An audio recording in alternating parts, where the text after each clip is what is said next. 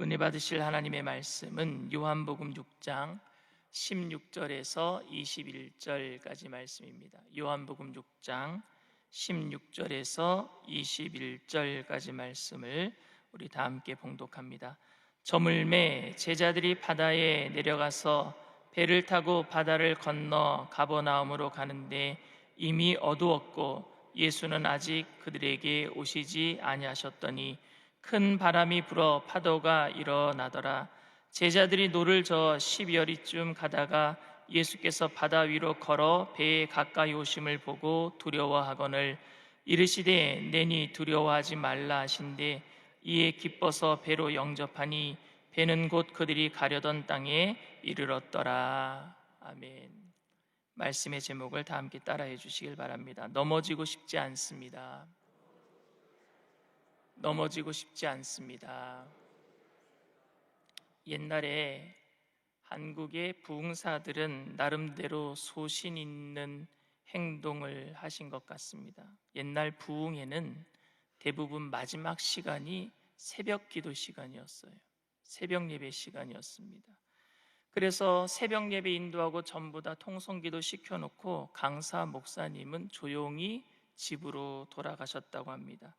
은혜의 현장에서 은혜를 함께 나누고 아쉬워하는 성도들과 작별 인사를 하는 마음을 서로 달래면서 서로 격려하는 모습도 좋기는 하지만 그냥 무정하게 조용히 떠났던 것은 은혜 주신 분은 목사가 아니라 누구예요?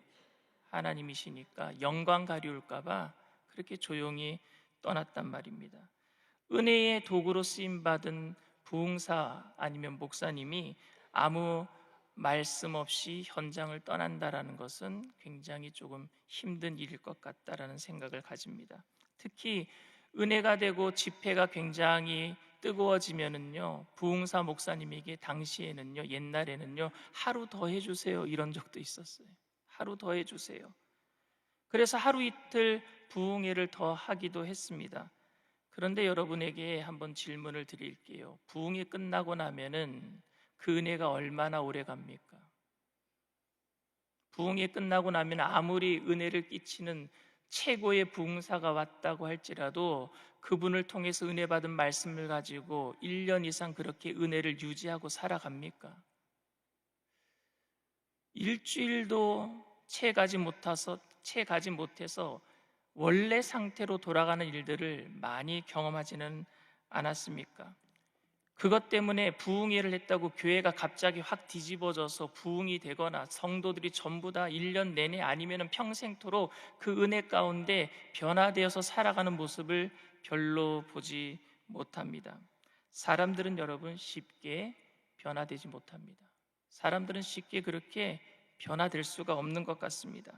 부흥회가 끝나면 일주일도 채 되지 못해서 그 흥분은 가라앉고 예전의 모습으로 돌아가기 일쑤입니다.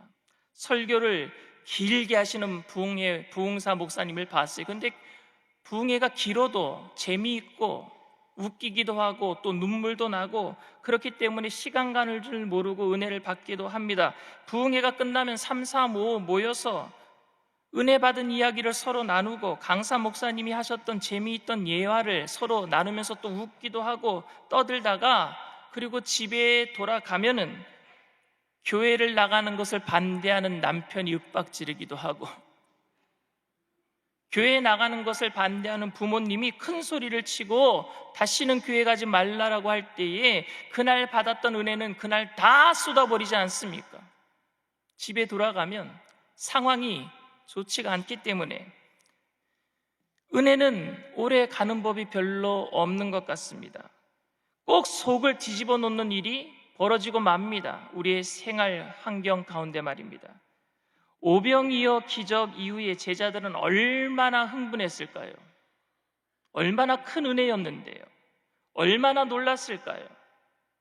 떡을 떼는데 떡이 또 생기는 겁니다. 물고기를 나눠주는데 물고기가 또 생기는 겁니다. 사람들이 달라는 대로 다 가져다 주었는데 줄어들지 않는 것입니다. 여기저기 예수님의 칭찬이 쏟아져 나옵니다. 덩달아 서빙을 하고 있는 제자들 주가도 높아집니다. 기쁨과 흥분 속에서 그들은 최고의 카타르시스를 느꼈을 거예요. 그런데 예수님께서는 그때 그곳을 빨리 떠나도록 제자들에게 명령하셔요. 제자들의 어깨도 으쓱으쓱해지는데 많은 사람들이 와서 너희들이 예수님의 제자냐? 대단하시다. 예수님 대단하시다. 니들도 대단한 것 같다. 막 이럴 것 같으니까 예수님께서 제자들을 빨리 그 은혜의 현장에서 떠나도록 합니다. 새벽 예배 드리고 도망가듯이 집으로 돌아가셨던 부흥사처럼 제자들이 그 자리에 있지 못하도록 빨리 가라고 합니다. 마가복음에 이렇게 기록하고 있습니다. 마가복음 6장 45절 말씀입니다. 예수께서 즉시 제자들을 재촉하사 자기가 무리를 보내는 동안에 배 타고 앞서 건너편 벳세다로 가게 하시고, 예수님께서 즉시 제자들을 재촉했대요. 빨리 이곳을 떠나라. 아마 예수님께서는 군중들의 흥분에 동요될까 봐 제자들이 빨리 그 자리를 피하도록 하셨을 것입니다. 제자들은 그 은혜의 도가니 안에 더 머물고 싶었는데 예수님은 빨리 떠나라고 하십니다. 예수님께서는 제자들에게 배를 타고 건너편으로 건너가라 말씀하시고 혼자서 산으로 기도하러 가셨어요. 조용한 배에 12명이 타고 가면서도 그들은 흥분을 가라앉히지 못했을 것입니다. 바로 잠시 전에 상황을 얘기하느라고, 자신들이 경험한 그 이야기들을 하느라고, 사람들이 내가 떡을 떼주는데 떡이 하나 더 생기니까 사람들이 나를 칭찬하더라, 물고기를 떼어주는데 물고기가 또 생기니까 사람들이 놀라더라, 이런 흥분 상태로 서로 이야기하면서 배를 출발했을 거예요. 그런데 육지를 떠나서 3마일 정도 갔을 때 광풍이 불어오기 시작합니다. 바람이 불어올 때 어부가 많았던, 제자들 중에 어부 출신들이 많았잖아요. 고약한 광풍이란 사실을 제자들은 알았어요. 직감적으로 알았어요. 이거 대단한 광풍이다. 그들이 오병이의 큰 기적을 체험했어도 그 광풍 앞에는요, 극복하기 힘든 상황이었기 때문에 금방 무너지고 맙니다. 그 은혜는 금방 다 잃어버리고 마는 거예요. 그런데다가 예수님도 배에 안 계시는데 바람까지 불어서 더 두렵기 시작했습니다. 조금 전에 큰 기적을 체험했던 제자들이에요. 그런데 그 광풍 앞에 그들의 모든 은혜 받은 마음은 다 삽시간에 허물어지고 말았습니다. 마가복음의 기록은 이런 상황을 이렇게 기록하고 있습니다. 예수님께서 그들을 보시고 이제 바람까지 불고 있으니까 기도하시다가 그것을 보시고 예수님이 달려오시거든요. 마가복음 6장 48절입니다. 바람이 거스름으로 제자들이 힘겹게 노젓는 것을 보시고 밤 4경쯤에 바다 위로 걸어서 그들에게 오사 지나가려고 하시매 그랬어요. 제자들이 힘겹게 노를 젓고 있는 거예요. 그 바람 때문에. 예수님께서는 산에서 그것을 보시고 제자들이 광풍을 만나 힘들어하시는 것을 보시고 물 위를 걸어서 뛰어서 그들에게 지금 달려가고 계시는 겁니다. 아무리 그들이 큰 기적을 체험했어도 바람이라는 현실 앞에서는 어쩔 수 없이 힘겨워하고 있는 것입니다. 그런데 그들은 정작 바람보다도 예수님 때문에 더 놀랐어요. 예수님 때문에 더 두려워했습니다. 그들은 처음에 예수님이 배에 계시지 않기 때문에 바람 때문에 두려워했지만 그들 앞에 도움을 주려고 나타나신 예수님 때문에 더 놀랐습니다. 마가복음 6장 49절 말씀입니다. 제자들이 그가 바다 위로 걸어오심을 보고 유령인가 하여 소리 지르니, 48절에 뭐라 그랬어요? 예수님께서 배를 그들에게 오사 지나가려고 하시매 그랬어요. 여러분, 귀신도 앞에서 보는 것보다 옆에서 보는 게 더 무서워요. 지나가려고 하시니까 옆모습이 보였던 것 같아요. 그러니까 유령이다 하고 얼마나 무서웠을까요? 물결을 거슬러서 노를 저어야 하고 예수님은 보이지 않고 바람은 더 거세지고, 그리고 그들에게 물길 위를 누군가 걸어오고 있었어요. 너무 무서웠던 거예요. 앞으로 오시는 것도 아니고 옆으로 오시니 제자들은 경악할 수밖에 없었습니다. 마가복음 6장 50절 말씀입니다. 그들이 다 예수를 보고 놀람이라.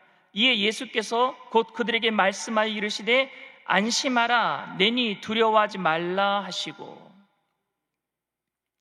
이때 마태복음에서는요, 똑같은 사건을 어떻게 기록하고 있느냐? 예수님입니다. 나니까 두려워하지 말아라. 예수님이 말씀하시니까 베드로가 주님이시거든 나로 명하사 물 위를 걸어오게 하소서. 베드로가 그때 마태복음에 그렇게 얘기를 해요. 마태복음 14장 28절 말씀입니다. 베드로가 대답하여 이르되 주여 만일 주님이시거든 나를 명하사 물 위로 오라 하소서 하니, 예수님께서 베드로에게 걸어와라 그럽니다. 근데 베드로가 걷다가 예수님을 보고 갈 때는 잘 걸었는데 바람이 불고 풍랑이 일고 파도가 치니까 파도를 바라볼 때 빠져들어가게 되었습니다. 이때 예수님께서는 마태복음 14장 31절에 이렇게 말씀하십니다. 예수께서 즉시 손을 내밀어 그를 붙잡으시며 이르시되 믿음이 작은 자여 왜 의심하였느냐 하시고, 여러분 베드로가 믿음이 작은 자래요. 예수님이 물길을 걷다가 물속으로 빠져가니까. 근데 여러분 베드로가 다른 제자들에 비해서 믿음이 더 작습니까? 배 안에 있는 제자들이나 물 위를 걷고 있는 베드로나 똑같지 않습니까? 오히려 베드로가 물 위를 걷고 있으니 믿음이 더 큰 거 아닙니까? 그리고 베드로처럼 저렇게 설치다가 예수님에게 꾸중 듣느니 차라리 내가 가만히 있다가 중간이라도 가야지 하는 마음으로 배 안에 남아 있었다라고 하는 제자들이 더 믿음이 좋다라고 말할 수는 없을 것 같아요. 그런데 왜 예수님께서는 믿음이 작은 자여 의심하였느냐라고 말씀하셨을까요? 마태복음, 마가복음, 누가복음, 이 공간복음에서는요, 예수님께서 오병이어 사건 이후에 광풍을 만났을 때 예수님을 유령이라고 생각하고 파도 가운데서 정말로 힘들게 노를 젓고 원망하고 불평하고 그렇게 상황 가운데 빠져있는 그 제자들에게 꾸지람 같은 이야기를 하고 있어요. 마태, 마가, 누가복음, 이 공간복음에서는 말입니다. 똑같이 왜 의심하였느냐, 믿음이 작은 자여 왜 둔하여졌느냐, 너 저걸 얼마 전에 기적을 체험한 거 알지 못하느냐, 이런 꾸지람과 같은 이야기들이 기록되어 있는데 오늘 본문 요한복음에는 이런 꾸지람이 없습니다. 요한복음은 좀 다른 관점에서 기록한 것 같아요. 마가복음 6장 52절에도 이렇게 기록되어 있습니다. 이는 그들이 그 떡 떼시던 일을 깨닫지 못하고 도리어 그 마음이 둔하여졌습니다. 둔하여졌대. 얼마 전에 떡 떼던 일, 오병이의 기적을 기억도 못하고, 은혜를 기억도 못하고 지금 이 풍랑 맞는 것 때문에 너희들 이렇게 둔하여졌느냐. 예수님이 마가복음에서는 또 그렇게 말씀하고 계세요. 오병이어의 사건은 여러분 배를 타기 전에 일어났던 엄청난 기적이었습니다. 배를 타고 가면서 바람이 불어도 제자들은 잠시 전에 상황을 한동안 이야기했을 거예요. 기적을 이야기했을 거예요. 은혜를 이야기했을 겁니다. 그런데 더 이상 기적의 이야기를 할 수 없을 정도의 급박한 상황이 연출되고 말았습니다. 왜? 배가 뒤집히게 생겼거든요. 다 죽게 생겼거든요. 여러분 지금 당장 배가 뒤집히게 생겼는데 잠시 전에 상황에 황홀경에 빠져서 지금의 상황을 여러분 초월할 수 있겠습니까? 여러분들이라면? 그건 정말 불가능한 일일 거예요.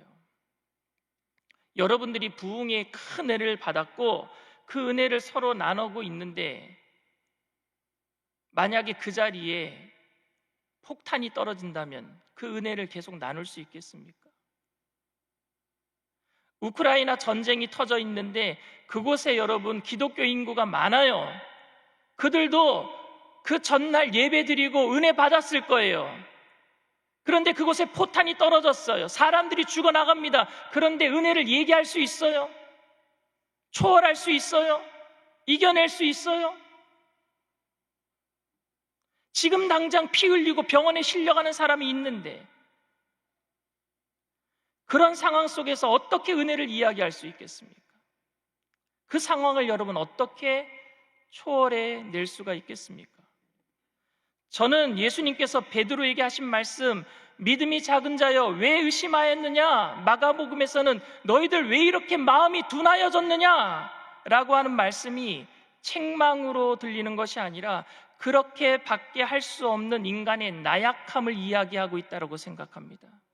그럴 수밖에 없는 우리의 나약함, 아무리 큰 기적을 체험하고 아무리 큰 은혜를 받았다고 할지라도 지금 당장 상황 속에 어려운 일들이 생기면은 그곳에서 내가 무릎 꿇고 낮아지고 절망할 수밖에 없는 그 나약한 인생 말입니다. 나약한 우리들.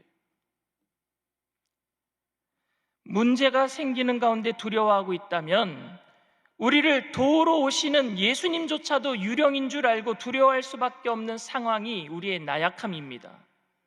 교회에서 은혜 받고 말씀대로 살아간다고 할지라도 시련과 환난을 만나면 그 속에서 두려워할 수밖에 없고, 그때 다가오는 손길, 도움의 손길도 두려워할 수밖에 없는 게 우리의 나약함입니다. 은혜 받고 마음이 부드러워지는 데는요, 시간이 많이 걸려요. 절망 가운데 빠져 있는 영혼이 은혜 받고 다시 회복되는 데는 시간이 많이 걸립니다. 그런데 은혜 받고 마음이 굳어지고 다시 절망 가운데 빠지는 시간은요, 너무 짧아요. 금방 걸려요. 이런 나약한 인간의 마음을 주님은 우리를 불쌍히 여겨주시는 줄 믿습니다. 그 나약한 우리들을 우리가 인정해야 돼요. 주님, 저는 연약합니다. 주님, 저는 나약한 인간입니다. 그 나약한 인간의 마음의 상태를 주님께서 베드로에게 말씀하신 것이고, 제자들에게 떡을 떼시던 일을 깨닫지 못하고 도리어 그 마음이 둔하여졌다라고 마가복음에 말씀하셨던 것이라고 저는 생각합니다. 그렇기 때문에 왜 의심했느냐 따지거나 왜 깨닫지 못하느냐라고 우리는 소리 질러서는 안 될 것입니다. 요한복음에는 그저 예수님께서 배에 오르심으로 꾸지람이 없고 광풍이 잠잠해지는 것으로 모든 일이 마무리됩니다. 여러분, 고통 가운데 있는 영혼들, 아무리 큰 은혜를 받고 큰 기적을 체험했다고 할지라도 고통 속에 빠지면은요, 환난 속에 빠지면은요, 마음이 두려워지는 거예요. 그런 사람 찾아가서 얼마 전에 기적을 체험했는데 왜 그것도 못 믿느냐, 우리가 꾸지람을 해서는 안 될 것 같아요. 서로 위로하고, 나약한 인간이기 때문에 더욱더 주님 모시고 살아갑시다. 위로해야 될 줄 믿습니다. 오늘 요한복음 6장 20절 21절에 이렇게 얘기합니다. 이르시되 내니 두려워하지 말라 하신대 이에 기뻐서 배로 영접하니 배는 곧 그들이 가려던 땅에 이르렀더라. 아멘. 예수님이 배에 오르심으로 상황은 종료됐어요. 아이들이 걷기를 시작하잖아요. 아장아장. 대부분 첫 돌 지날 때 이제 막 걸으려고 해요. 근데 걷기 시작할 때 얼마나 많이 넘어집니까?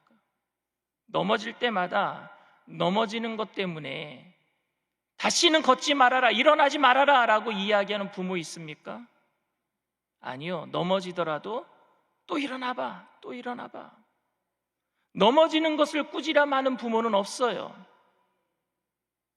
주님이 우리가 넘어질 때 꾸지람을 하실까요? 다시 일어나봐, 다시 일어나봐, 우리에게 용기를 더해 주실 줄 믿습니다. 저에게 어떤 분이 물어요. 그 사람 언제 변화됩니까? 10년이 지나도 변화 안 됩니다. 같이 신앙생활 했는데. 그런데 여러분, 10년이 지났는데 변화되었다면요, 그게 더 이상한 일 아닙니까? 저도 잘 안 변화돼요. 저도 안 변화되면서 우리 집사람이 안 변화되는 걸 보고 왜 변화되지 않느냐고 물으면은요, 제가 나쁜 놈이죠. 변화는 평생 걸려도 잘 되지 않습니다.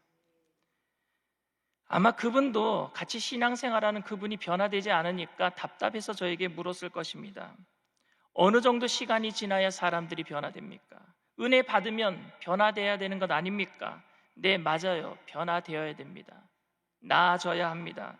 언제까지 아이처럼 넘어져 있으면 안 됩니다. 그런데 여러분, 일부러 안 넘어지려고 해서도 안 돼요. 일부러 안 넘어지려고 하면은요, 형식주의에 빠집니다. 은혜를 까먹었는데도 은혜 받은 척 살아가는 건 형식주의예요.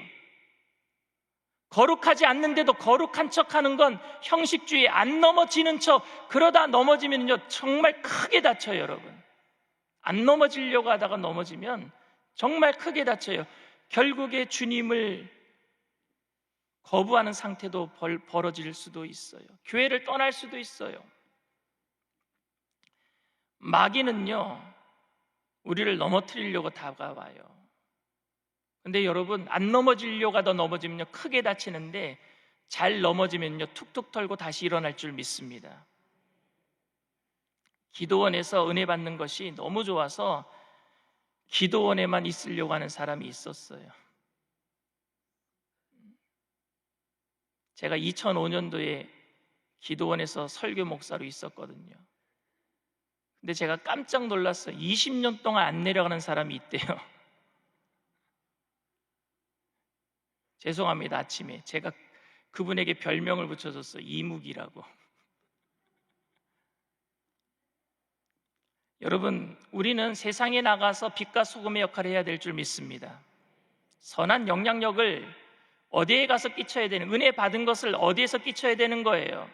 우리의 삶의 터전에 가서 하나님의 살아계심을 나타내야 될 줄 믿습니다. 혹시 은혜 까먹을까 봐 여기가 좋사오니 세상에 나가면은 풍랑이니까, 환란이 있으니까 내가 내려가지 못하겠습니다, 여기가 좋사오니 머물러 있다면 주님이 그것을 원하시겠어요? 오병이의 기적 다음에 은혜가 있는 곳에 머물러 있으려고 했던 제자들에게 여기가 아니다, 내려가라, 풍랑이 있는 곳으로 내려가라. 왜 풍랑이 있는 곳으로 우리를 보내겠어요? 그 풍랑이 있는 곳에서 연약한 우리들을 인정하고 주님을 더 모셔드리라고, 주님을 더욱 의지하라고. 여러분, 성화는, 세인티피케이션, 성화는요 넘어지지 않는 게 성화가 아니에요. 넘어져도 다시 일어나는 게 성화인 줄 믿습니다. 성화는 넘어지지 않는 상태가 아니라 넘어져도 다시 일어나는 게 성화예요. 우리는 점점 예수님의 모습을 닮아가는 성화의 단계를 거치고 있는 줄 믿습니다. 다시는 넘어지지 않는 게 아니라 넘어져도 예수님 때문에 또 다시 일어나는 게 성화예요. 오늘 여러분 다시 일어나게 되기를 원합니다. 문제 가운데 일어나게 되기를 원합니다. 연약함을 인정하고 믿음의 주 온전케 하시는 예수님 바라보며 일어나게 되기를 원합니다. 우리의 목표는요 넘어지지 않는 게 아니라 넘어져도 또다시 일어나서 예수님께 나아가는 거예요. 우리의 상황은 끊임없이 우리를 넘어뜨리는 상황이 발생해요. 과거의 천근보다 현재의 한근이 무겁다라는 말이 있습니다. 내가 지나온 과거의 아무리 큰 환난과 고통도 지금의 조그만 고통보다는 덜한 거예요. 그 아픔이. 그 현재의 고난이 얼마나 힘듭니까? 모든 사람들이 다 힘들어해요. 그렇기 때문에 원망 안 하려고 했지요, 불평하지 않으려고 했지요, 감사하려고 했지요, 부정적인 말을 입 밖에도 내지 않으려고 했지요, 지금 상황에 만족하려고 했지요. 그런데 안 되는데 어떡합니까? 이게 당연한 거예요. 어쩌면은 누군가가 찾아와서 열등감을 주고 비판하고 비교하면서 아픈 곳을 꼬집는데 어떻게 참을 수가 있겠습니까? 신앙생활하기 너무 힘듭니다. 예수 믿고 내가 겸손하고 온유하게 사는 게 너무 힘듭니다. 이 말이 터져 나올 수밖에 없어요. 고난과 역경 앞에서 믿음이 약하여지고 조금 전에 받았던 은혜를 잊어버리고 둔해지는 것은 어쩔 수 없는 일인 것 같습니다. 그것이 바로 우리의 연약함이에요. 그러나 이때 우리는 예수님 의지하고 예수님을 배로 모셔드리고 다시 일어나야 될 줄 믿습니다. 그렇기 때문에 우리는 평생 은혜를 의지하면서 조심스럽게 살아가야 돼요. 섰다는 자는 넘어질까 두려워하라 그랬어요. 은혜 받았다라고 이제는 됐다, 내가 일어섰다, 아니요, 끝까지 나약함으로 주님을 의지하면서 살아가야 될 줄 믿습니다. 우리는 열심히 예배드리고 말씀 공부해서 은혜를 받고 살아가지만 한순간의 문제를 만나면 그 은혜가 다 날아가 버리는 느낌을 받을 때가 많습니다. 그때 우리는 주님의 사랑스러운 음성을 듣고 다시 일어나야 될 줄 믿습니다. 다시 주님을 배 안으로 모셔드리는 거예요. 내 인생의 빈배의 주인은 예수님이신 줄 믿습니다. 우리는 우리의 믿음과 열심에 의한 자기 의로 살아가는 사람이 아니라 주님의 은혜를 의지하고 살아가는 사람들입니다. 자신의 열심과 자신의 의를 의지하고 살아가는 사람들은 넘어지면 일어날 수 없어요. 그러나 예수님의 은혜로 살아가는 사람들은 넘어져도 또다시 일어나게 될 줄 믿습니다. 오병이의 기적을 보았어도 바람을 보면 당연히 무서워지는 겁니다. 그때 도우러 오시는 예수님조차도 유령인 줄 알고 무서워지는 겁니다. 그러나 우리는 다시 일어나야 합니다. 그리고 주님의 품 안에 안겨야 될 줄 믿습니다. 사랑스러운 주님의 음성을 듣고 다시 일어나서 주님과 함께 승리하시는 저와 여러분들 다 되시기를 주님의 이름으로 축원을 드립니다. 기도합니다. 사랑과 은혜가 풍성하신 좋으신 하나님 아버지, 오늘도 우리가 다시 일어나기를 원합니다. 믿음의 주 온전케 하시는 예수님 바라보며 주님의 손 붙잡고 평생토록 주님과 동행하기를 소원합니다. 주님과 함께하는 것이 형통인 줄 믿습니다. 오늘도 하나님, 우리가 기쁨으로 감사함으로 주님 앞에 귀한 예물 드린 손길들마다 하나님께서 천배 만배로 누르고 늘어서 넘치도록 채워 주시옵시고, 온유 겸손한 모습으로 더욱더 주님의 영광을 살아가는 믿음의 사람들 되게 하여 주시옵소서.